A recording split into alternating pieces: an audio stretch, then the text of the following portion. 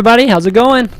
Welcome to episode 26 of Climbing the Ladder. I'm your host, ChanmanV, and joining me as always is John Clark of CSN. What's up, John?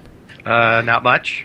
Mark Ferraz from Quantic, who's usually, also another co-host, will be he's going to try to make the very end of the show. So he's unfortunately stuck in meetings today, but we'll forgive him, and hopefully we'll get a chance to talk to him at the end. So what we're doing today, we have a special guest today, Mr. Russell Pfister, CEO of NASL and president of GosuCoaching. How's it going, Russell? Pretty good.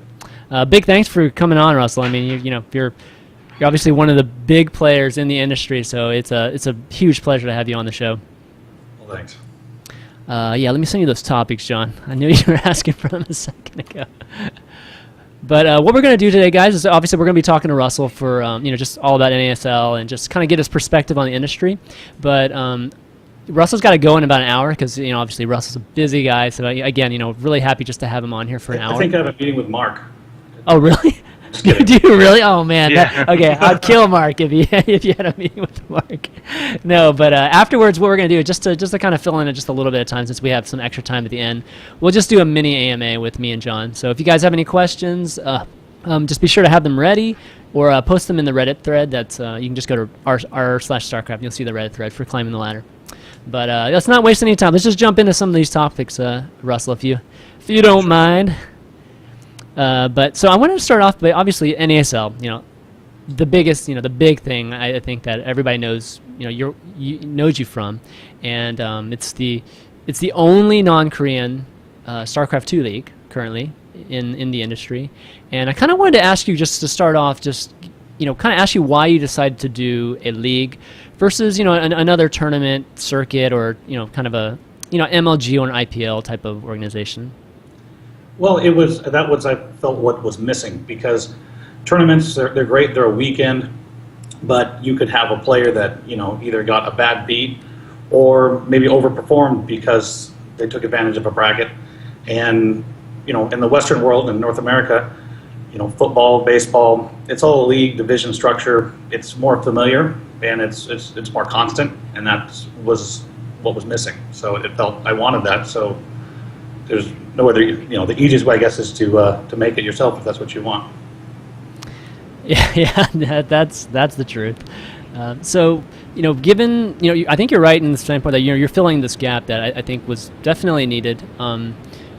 What were the biggest reasons? I mean, what were the biggest positives, I guess, of a league that you saw?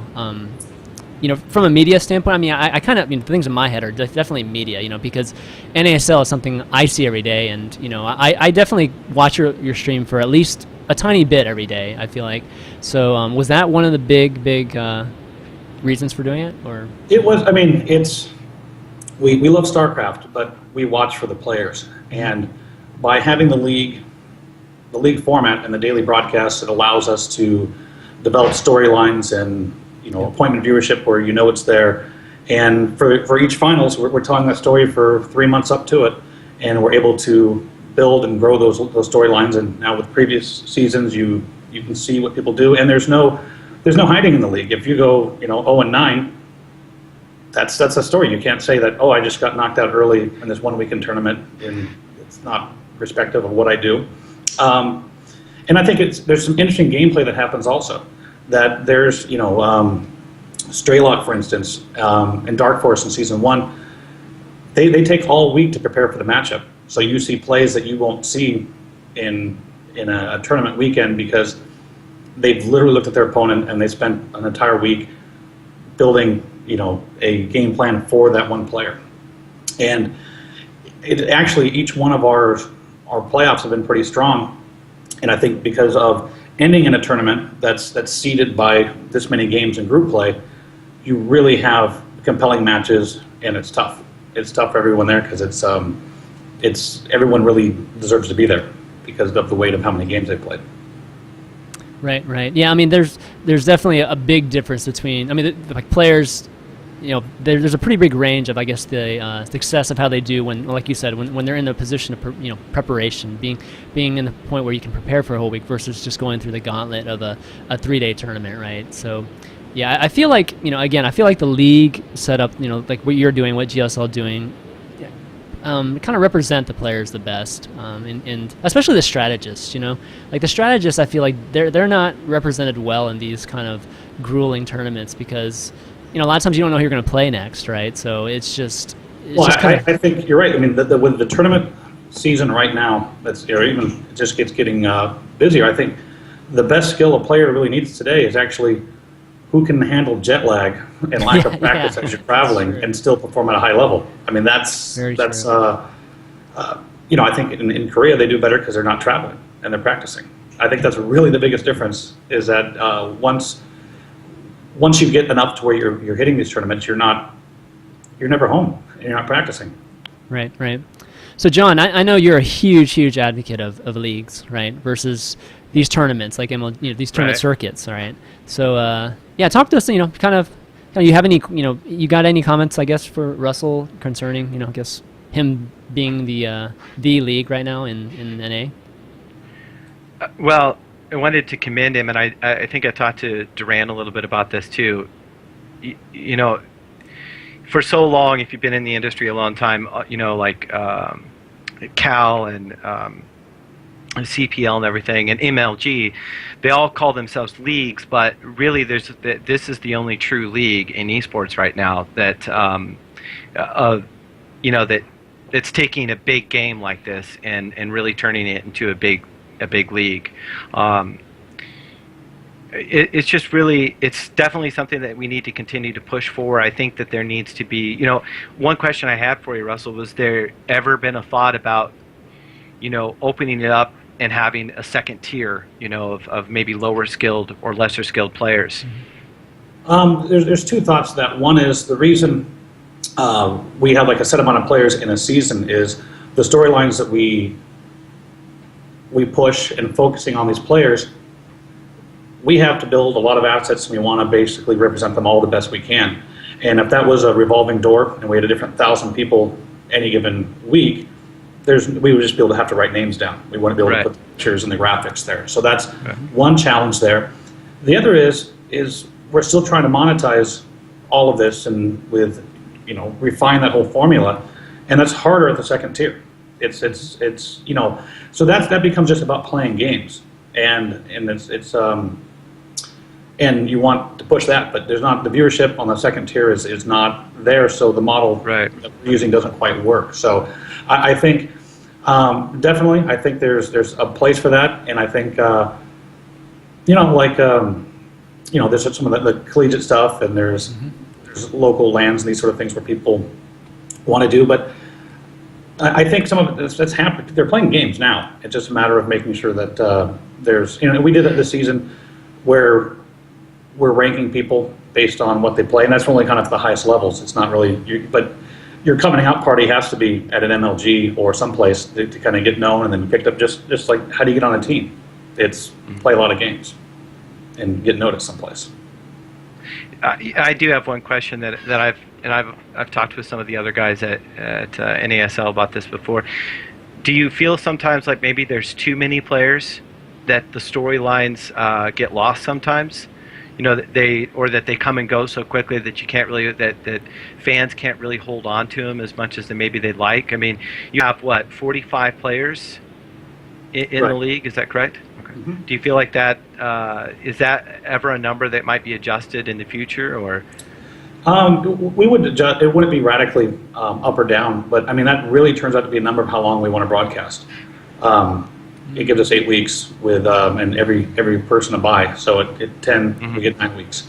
10 players per division. That'd be 50. What we did in season 1. So it's we want to shorten the season a bit.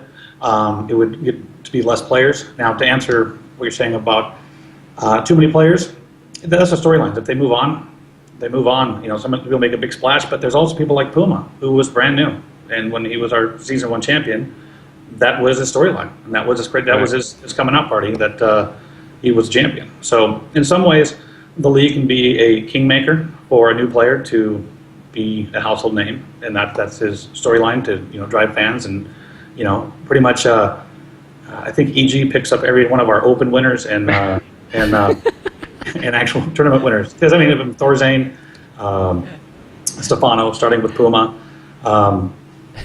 But that's, they're always going to be that. People will fade away, but I think we're able to give those storylines. And I think, this season's, the names in the league is stronger. Each season it gets stronger, and it's almost by virtue of how to qualify and by the bottom 16 always dropping off.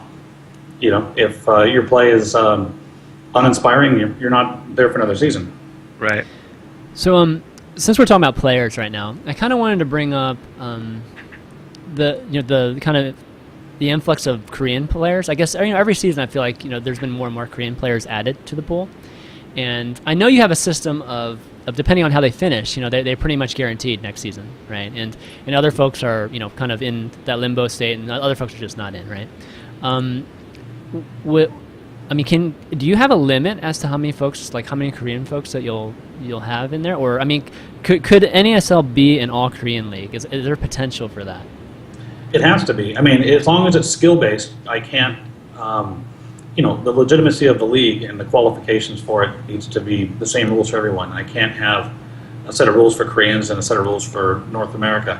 There are some things when, the neutral server is our server in North America, and there's things that just by, our working hours or North American hours, that is harder for someone in Korea.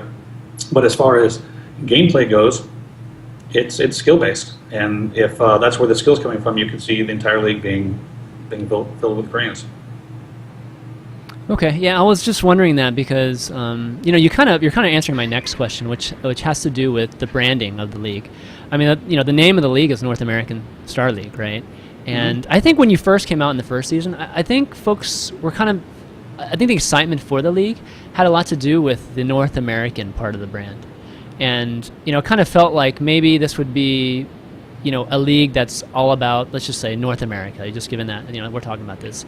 But, the fact that you just made that statement, which is completely fair because, if you're talking about skill base, you're absolutely right. Like the Koreans are the best players in the world right now, generally speaking. And so, obviously, it's only fair that, I guess as far as I know, Toronto's the best player until this season ends. Right? Okay, all right. Right. But you know what I mean? So was there ever was your original intentions making this an NA kind of league, or was this always your focus on it just being purely skill and, if it means just all foreigners, encompass this league, that's what it means? Well, starting out, definitely it was, for like watching GSL, who won the first GSL? Fruit Dealer. Fruit Dealer. Who came in third? Oh gosh, I know Rainbow came in second. I don't remember who finished third. Right. Well, I guess the point is, who you came in first, but you also would know that Jinro advanced to this round back then, and you semis. followed him exactly, and it would have been any other Korean would be kind of irrelevant at that same level. But we followed these foreigners, Huck and Jinro and TLO as they went over there, and as a Westerner, that was more compelling because we knew these people and these personalities. So definitely some of the, maybe just North America, but some of the, in StarCraft were foreigners, but the Westerners, was more compelling for an audience to watch. And kind of giving us a platform, for them a platform to shine. But the luster of that is not, as strong if they're not playing against the Koreans also. It's, and that's kind of the risk we have to take in North America or in the Western scene, is that they could be on top, but we can tell that same story and they become just as, they start having personalities. MC has a great personality and rivals, any Westerner as far as personality and fan base, and that's what you get. But also, for being North America, there's, like tennis, you have the Australian Open, and the world goes and plays tennis in Australia, or the French Open and all this rest of it. So you wind up having the world playing there. So just it's basically saying where we are based. And you'll probably see if we do more things in Europe and that sort of stuff for events, we'll have to basically put a name for our European operations. Speaking of your name, and I'm just curious, just because I'm a huge soccer fan, did you ever think when you were putting the acronym together that it would clash with the old North America Soccer League? Because I have an interesting story about that, actually. It warms my heart that we're number one on the Google search soccer league. Yeah, but it used to not be. In season 1, it wasn't. In season 2, it barely climbed up there. It bounced back and forth depending whether they did something or we did something. Actually, the funniest thing about the North American Star League was they have a team in Toronto named the Blizzard. So you try to search for our Season 3 finals, it was, Toronto Blizzard NASL, and it was just absolutely confusing for going to the team page. It was that confusing, and the reason that I say that or brought that up is because I follow the MLS, which is Major League Soccer, on Twitter, and somebody, and it was weird that I caught this, but somebody said, you're never going to believe this. I just went to look up the NASL, and some stupid gaming thing was on top, and I thought, oh boy. It's good that it got out there. I mean, the guy had a crap ton of followers and stuff, so a lot of people saw that. I'm sure they went to Google to look it up, and they're like, what is this NASL StarCraft stuff going on? Well, we actually even joked here about when we did Heroes of New Earth that we could do NAHL, which would be stepping right on top of the hockey. Right. Right. So it's there's plenty of ways, but does anyone own North American and League? It's of course not. Yeah. Those are pretty.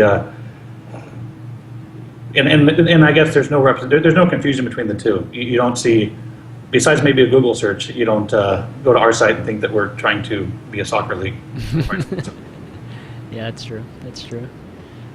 So I had a question about the KESPA players, and there's been talk about the KESPA players, I guess, being under exclusivity, I guess, for certain organizations, and I don't know if that's actually completely true or not. So I kind of want to ask you, will there be KESPA players in NASL next season? If they qualify. Mm-hmm. Okay. So if they don't want to, then I'm not putting anyone's hand in the fire on it. If they want to be on the biggest stage, and have that profile, I think they should play.